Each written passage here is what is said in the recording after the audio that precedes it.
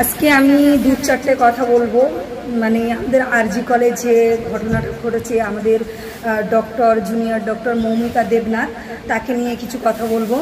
আজকে এত বড় একটা কাণ্ড হয়ে গেল, এখনও মুখ্যমন্ত্রী পদত্যাগ করলো না।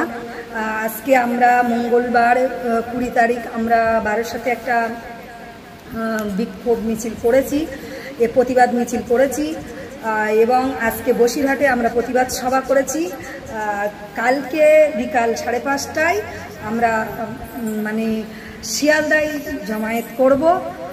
আমরা এই ঘটনার তীব্র নিন্দা জানাচ্ছি। আমরা যতক্ষণ না মৌমিতা দেবনাথের পরিবার বিচার না পাচ্ছে ততক্ষণ না আমরা আইএসএফের পক্ষ থেকে আমরা পরিবারের সঙ্গে আছি এবং থাকব। আরও একটা কথা বলি, যতক্ষণ না এই বিচারটা আমরা পাচ্ছি ততক্ষণ না এই প্রতিবাদ সভা আমরা চালিয়ে যাব এবং আমরা এর থেকে তীব্র হারে মানে বিক্ষোভ সভাটা করব, প্রতিবাদ সভাটা করব।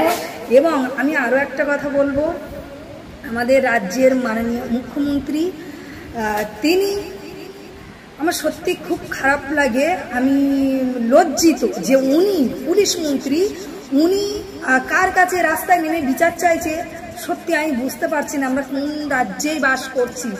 আর একটা কথা বলবো যে আমরা যতক্ষণ না এই বিচার পাচ্ছি, আর বিচার পাবে কি করে, জনগণ বিচার পাবে কি করে? জনগণ বিচার চাওয়ার আগে তো প্রমাণ লোপাট করে দেওয়া হয়েছে, ভাঙচুর করা হয়েছে, এগুলো সব মমতা ব্যানার্জি সাজানো নাটক। এসব নাটক চলবে না। কারণ আমরা দেখেছি কামদুনির ঘটনা, আমরা দেখেছি মৌমিতা দেবনাথের ঘটনা। আমরা আগামী দিনে আজ যদি মমতা ব্যানার্জি পদত্যাগ না করে আমরা এর থেকে তীব্র হারে প্রতিবাদ সভা করব।